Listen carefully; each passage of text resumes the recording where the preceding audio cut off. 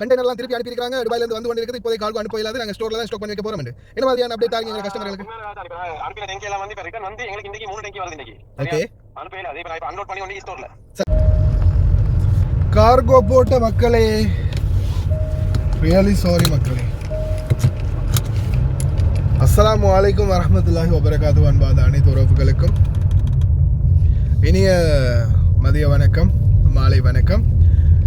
இதோ மிக முக்கியமான தகவல். என்ன தகவல்னு பார்த்தீங்கன்னா, போட்ட கார்கோ எல்லாம் திருப்பி வருது. எந்த ஒரு கண்டெய்னரும் எந்த ஒரு கார்கோ பெட்டியும் வைக்கலை ஹார்பரில். உடனடியாக திருப்பி அவங்களுடைய ஸ்டோர்களுக்கு அனுப்புகிறாங்க.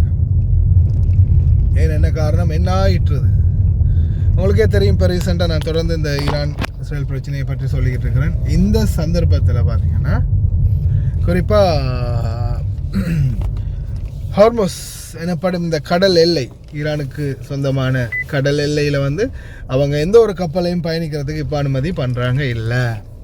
இப்போ அதை அனுமதிக்காததால் எந்த கப்பலாலையும் போகவும் முடியாது, வரவும் முடியாது. அப்படின்ற சிச்சுவேஷன் இருக்கிறதால எந்த ஒரு கப்பலும் போகிறதுக்கு பயப்படுறாங்க.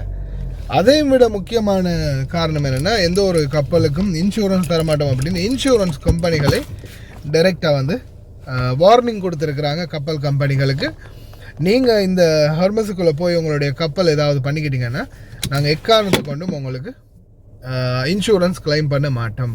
இந்த சிச்சுவேஷனில் யாருமே கப்பலை உள்ளே நுழைக்காதீங்க அப்படின்ற வார்னிங்கை கொடுத்துருக்குறாங்க. அப்படி வார்னிங் கொடுத்துருக்கிறதால எந்த ஒரு கப்பலும் இப்போ போகிறதுக்கு பயப்படுறாங்க. இது வரைக்கும் 6 கப்பலுக்கு அடி விழுந்திருக்குது என்ட்ரன்ஸ் ஆஃப் ஹார்மஸில்.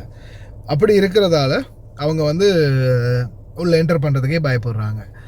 அதே மாதிரி துபாய்க்கு போயிருக்கிற நம்மளுடைய இலங்கைக்கு செல்ல இருந்த பல கார்கோ கண்டெய்னர்களை வந்து அங்கே ஹார்பரில் கூட வைக்கல. ஏன்னா ஹார்பரில் கூட அவங்க வைக்கல, திருப்பி ரிட்டர்ன் அனுப்புறதுக்கான காரணம் என்னென்னா, ஏதாவது ஒன்று அசம்பாவிதம் நடந்தாலோ இல்லை ஹார்பரில் ஏதாவது இந்த மிசைல் போட்டோ ஏதாவது ஆகியோ கண்டெய்னர்கள் எல்லாம் பட்டு அந்த கண்டெய்னர்கள்லாம் பற்றி ஏதாவது பிரச்சனை ஆகிச்சின்னு வைங்க, கடைசியில் மொத்த நஷ்ட இடையும் வந்து யார் கொடுக்க வரும்?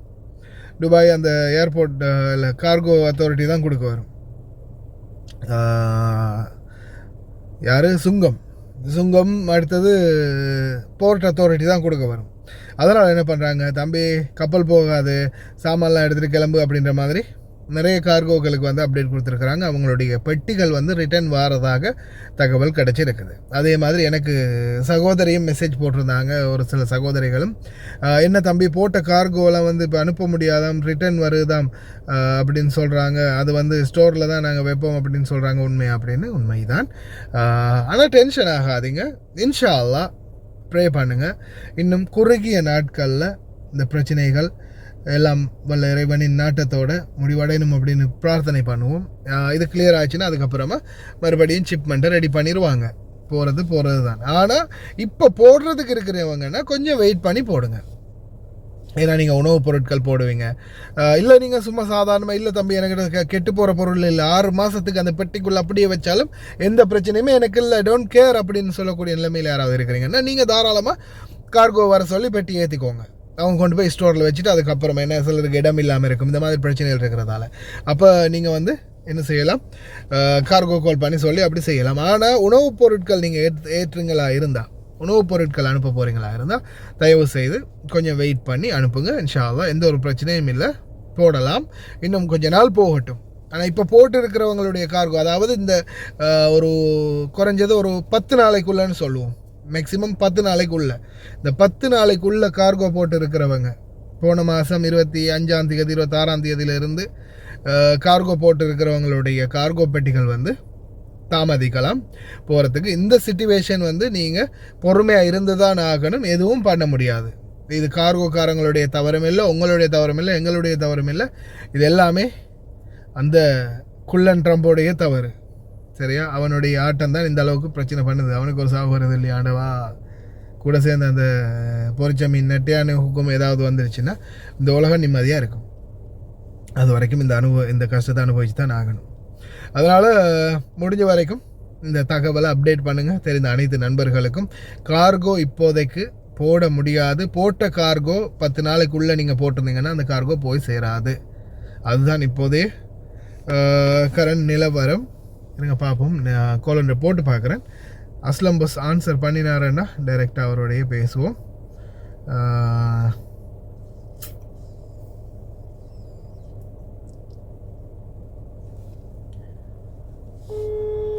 நோம்பு நாளுன்றதால தூங்குறாங்களோ தெரியல.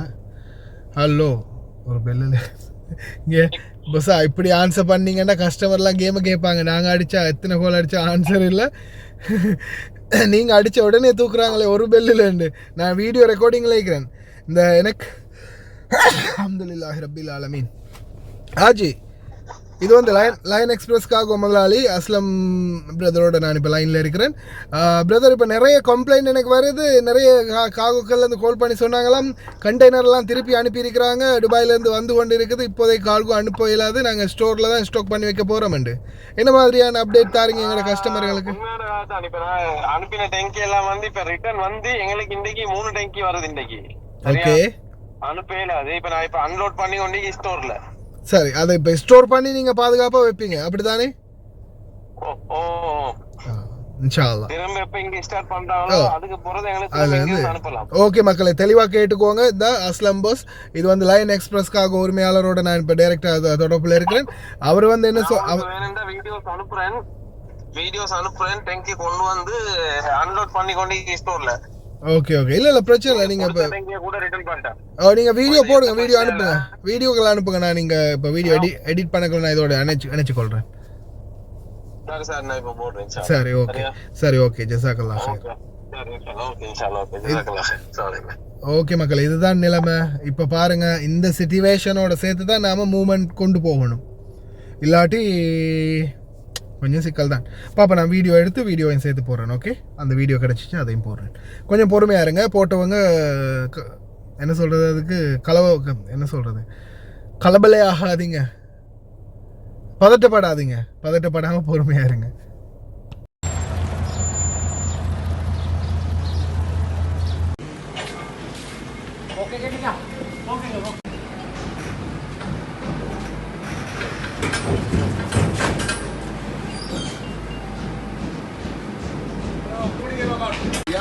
කටින් කියපන් මේ ඕගොල්ලන්ගේ බඩු ගානවා මේ යවන්න කියන්නේ නැවට ගහනවා බෝම්බ කියලා කියපන්.